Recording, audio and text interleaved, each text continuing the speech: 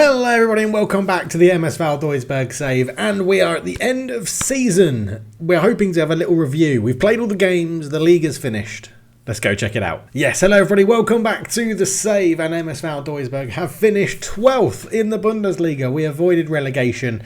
We are not amazingly good, 4 points ahead of relegation, or again above the relegation playoff anyway from Werder Bremen. We're actually 8 points clear of complete relegation, but you know, little minor details there. And we finished 11 points off Europe, so pretty much banging mid-table, a bit too close to the relegation and the playoff for my liking, but I'll take 12th position. It is done. 34 games played, 9 wins, 11 draws and 14 losses, so not too bad, could be better, but really what we all care about is the money. I made that quite obvious at the beginning of when we got to the Bundesliga about how much money you get for finishing places. We got a whopping £28 million for finishing 12th. So the board must be delighted. They've got all this money coming in. They're going to let me throw loads of it at the wall, bring in loads of transfers at the beginning of the next season for the transfer window and see what we can do. No, they're not. We've got 29 million in the bank. We've got a budget of 6.06 million to spend, and we get £20,000 extra in our wage budget. It's not amazing, board. I feel like you could have given me a bit more, to be honest. Yeah, a little bit. I'm a little bit irritated by it. I mean, we are very the board are happy with us, so I feel like we could go along and ask for a bit more. So if we go, increase the transfer budget, and then we're going to ask, yeah, thank you, we'll deal with that, and then we'll ask for facilities of youth facilities, and we'll ask for training facilities as well, because they all really do need to be upgraded. And I think we've look at that. It's poor, isn't it? 14 training facilities, 12 youth facilities, average academy coaching and average youth recruitment. Does all need to be better. But we are in the Bundesliga next season. We're staying here. It's going to be great. And we're in a pretty good position, to be honest. But again, I sort of feel like we've got a bit more to give and to go through. So club vision, the board would like to discuss the long-term vision for the remainder of the season and the years ahead. So we're working within the wage budget. Strive to make progress on and off the pitch is still the board culture, even though we've got them all the way to the Bundesliga, and they want us to avoid relegation from the Bundesliga for the foreseeable future, which is fine. Squad dynamics then. So at the end of season, we have Lucas Ambrose, Rocco Reitz and Tommy Doyle as our team leaders. Nilson Angulo, Yuri Ribeiro, Brekelman, Dem, Delap and Delcroix up there as well, which is looking pretty good. And then a host of influential players in there as well. In the end of season team meeting, let's discuss what we're going to do for next season. Thank you all for coming. I've got nothing else to discuss because that's the easiest way to not piss anyone off. New season team report. So this is sort of what they're saying we look at for next year. Now, Shipendi, we're not going to make it. I don't think we even had a chance to make it permanent. No, we didn't. We're not going to make it permanent. We're going to send him back. He was a little bit disappointing. 3 goals in 11, a 6.77. Not too bad, but I feel like we could probably I could either bring someone up from the youth team or potentially bring someone else in that will be able to replace. The 4-1-3-2 you can see here is a system I was trialling potentially for next season. We'll go and look at the end results in a minute. But we do have a system that could make this work. I really wanted to use a libero, but I haven't quite got a system to work with this team. But I'll be banging on through pre-season with friendlies and stuff to get it sorted into a shape that I think we can work and that I think we can get something out of, which will be good. In terms of the injuries this season, the highest injuries was 10 injuries in a season. He doesn't even have injury proneness as a con. That can't be right. 10 injuries in a season. Oh my word. I mean, so this season would have started there, right? So I mean, that is a lot of injuries. I mean, one of them was a cold, which is a shame because he is saying he's not got much potential, but he looks like he could be quite useful. If there's a thing I haven't loaded in the config file yet, I'll because I can't remember who I've sorted out things for. Caio Jorge had 7 injuries, so we're looking to move him on if we can. Dem was up there with 7 as well, so we might have to look at that. And then a number of youngsters were in there. Jamie Schultz has got interest in him.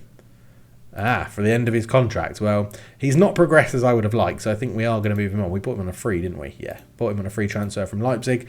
Not really progressed into the first team as I would have liked. But the squad are now on their end of season break, and Merlin Roll, our versatile John O'Shea of the Bundesliga, is doing a good job. He's progressing pretty well. So if we go and have a look at the squad, this is how we stand at the moment. So highest goal scorers was 8 with Nilson Angulo and Liam Delap. So I do think a goal scorer is probably a key piece of business that we need to bring in. 4 for Ribeiro, 4 for Doyle. I mean, we're spreading them out a lot, which isn't necessarily a bad thing. In terms of assists, 6 for Reitz, 5 for Delap. Wow, we're really low on these numbers, actually. In terms of appearances, then, 36 for Gunnarsson, who is wanted. 34 for Zimmer, who is also wanted. 32 apiece for Brekelman and Doyle. The sort of defence was pretty set. The midfield was set as well. We did have a good sort of system running there around that, and it was pretty good. And then down the other end, Vitek not making any appearances this year, which is a big surprise, actually. I think he made a couple of appearances in the cup, non-competitive, four appearances. So luckily we got him on that new contract to agree to be the backup goalkeeper, because Gunnarsson has been really, really good this year, and he is wanted by Al Tawoun. I assume that's Saudi Arabia, so we may be able to get quite a hefty sum of money for him. 6 million to 6.6 at the moment. Obviously, he's got that £6 million release clause for clubs in the Champions League, which at the moment no Saudi Arabian club is. Who knows in the future? But if we get a big money bid for him, I think we may accept that. David Zimmer is also wanted by Al Hazim, which is also in Saudi Arabia, and we'll have to keep that. He's leaving on a free, so I'll be more amenable to letting him go. £14 million is his max value at the moment for market value. And he's reached his potential. He's a very good player for us. Someone we bought him on a free transfer. He's been quite the transfer. 6.8 in both his seasons. But yeah, I feel like getting a bit of cash when he already wants to leave could be pretty useful. Other than that, the only other one is Tom Snook, who is our youngster that we have. We bought him in for a free transfer from Venlo. He had a couple of games towards the end of the season when it looked like we were safe, but he looks like he's going to be pretty damn good. 1.8 million is his market value, and he's wanted by, as you can see, Bochum, Mönchengladbach, Augsburg, Hertha Berlin, Paderborn, all looking interested in him. I'm wondering if he's got... The minimum fee release was domestic clubs in a higher division, so we're in the highest division, so they can't get him for 800,000 anymore, which is lovely stuff. So I sort of feel like potentially getting something in for him could be quite useful. Getting a system that suits him could be quite useful as well, because I think he's going to be a pretty good player for us. But other than that, no other interest in the first team. In the second team, we've got a few little bits of interest here. As you can see, we've got Braunschweig want Jamie Schultz, we've got Tasic leaving, we've got Senga is leaving, and we've got Lima is wanted as well, another up-and-coming youngster who does have... I'm going to go and put the correct config file in. Bear with me. There we go. New config file is in. I've even got a massive post-it note, like, on my computer, reminding me to move the config files, of which my wife laughed at me for putting that on there, and I had to tell her I'm old, I forget to move these around. But Lima is in. There we go, looking like a happy smiley Brazilian. I think again, someone next season I think I'd like to, but in fact let's just do it now. Get him in the first team squad, because I'd like to give him a bit of game time. He needs to improve his technical side, but I feel like his mentals and physicals will put him in a good position to make an impact for the first team next season, which is pretty useful. And then in the under-19s, lots of obviously the people we had in terms of trials and youth intakes and stuff like that. None of them were spectacular, and anyone that was, we've already given them a deal. But yeah, we've got a few interests in here. So interestingly, Darmstadt want Vazevsky, and he's only just joined. So I feel like let's get you on a...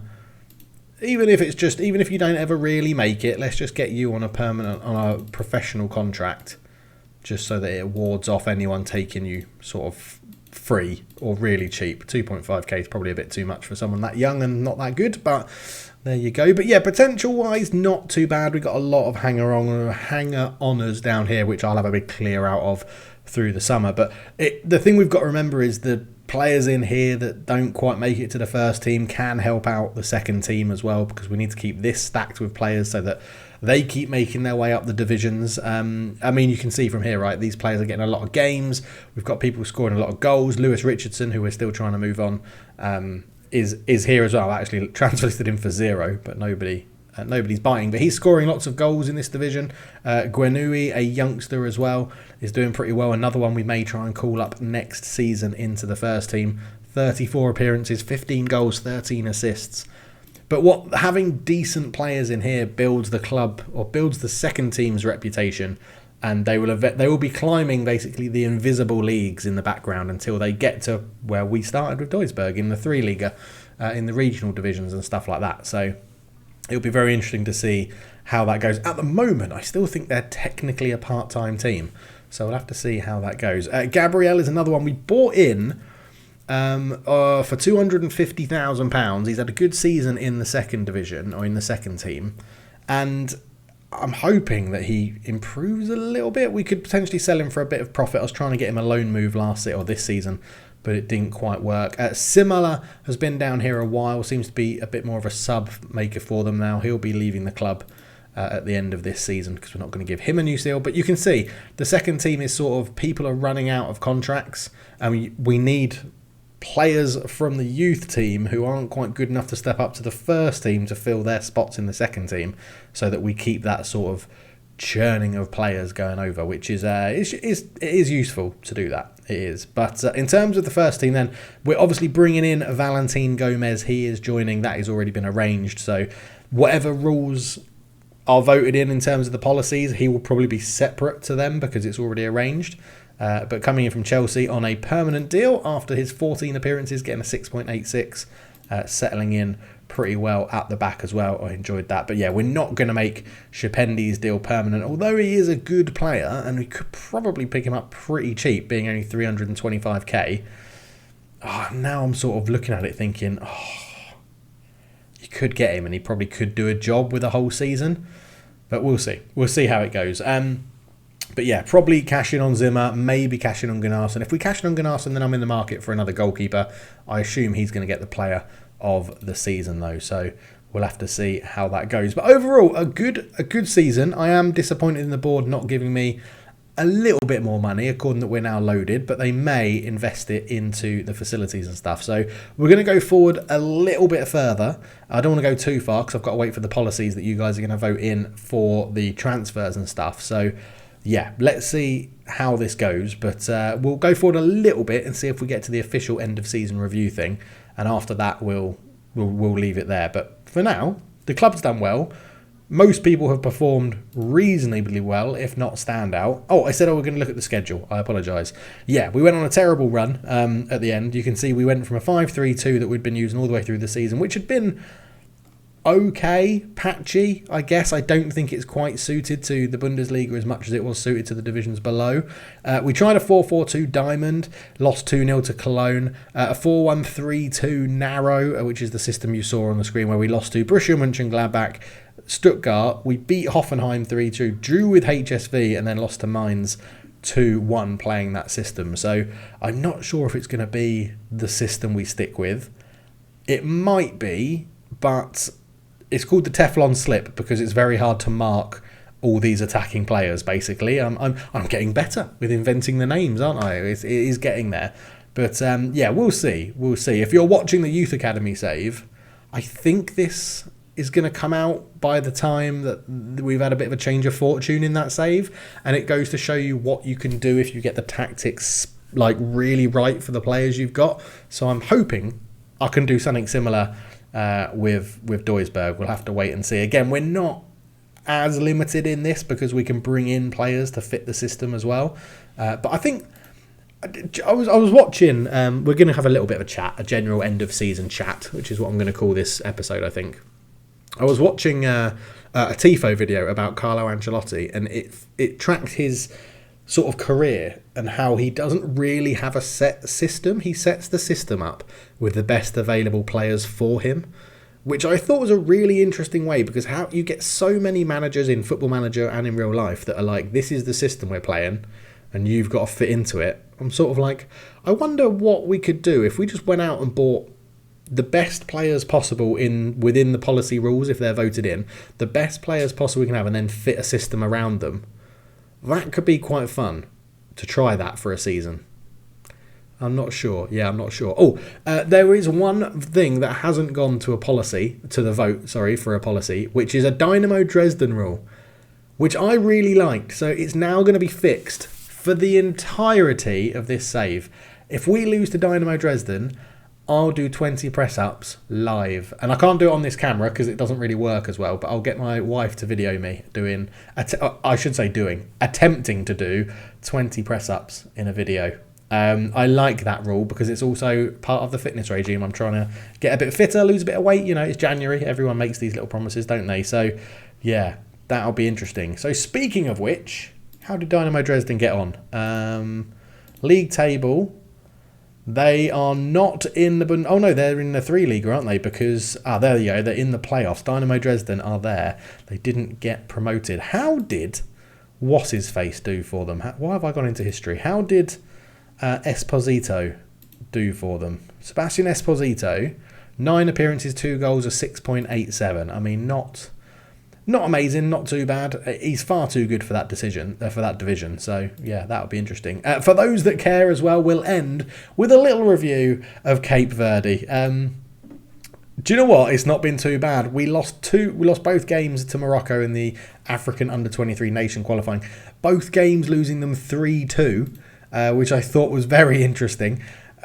We played pretty well, to be honest. We played pretty well. It wasn't too bad at all. We lined up in the youth academy system. We're using the double falcon, or the double-headed falcon, I think it's called, that formation. And yeah, we dominated possession. We had a good number of shots. Morocco, obviously a much bigger nation than Cape Verde, but we lost 3-2 away, and then we lost 3-2 at home as well, but we did get a man sent off after 56 minutes. And we went for a more attacking system in that one, which again is the one being used in the current youth academy save at the moment. But then we've played 2 friendlies. We beat Botswana 5-1, which was incredible. Another player got sent off in this one as well, but yeah, we're doing bits with the under-23s for Cape Verde at the moment. No one in this team is sort of jumping out at us to be amazing, but 24 shots to 3, 11 shots to 2. I mean, I don't want to be using this system in all my saves, but that may be a thing that happens because it does seem to be very good. If you've got the players to fit it, it seems to be a very, very good system. But I'm not against jumping around international management, to be honest. There aren't any international management jobs available at the moment, and there isn't an international tournament happening this year in 2027, but we'll keep our eye out because it's always fun just to have a bit of international management on the side, isn't it? Anyway, go and do the final votes. The final 4 votes will be out today or by now, so do that, and by the time I think there's enough votes have been cast and there's a sort of clear first and second policy, then they'll be voted in and I'll record the next season. But thank you so much for watching. For now, I'll catch you in the next one. Go check out the Youth Academy Challenge. Plenty of those videos coming. Streams will be back as well. They'll probably be streaming while you're watching this, so come check me out at twitch.tv/culturedleftfoot. But yeah, for now, I'll see you in the future. Cheers.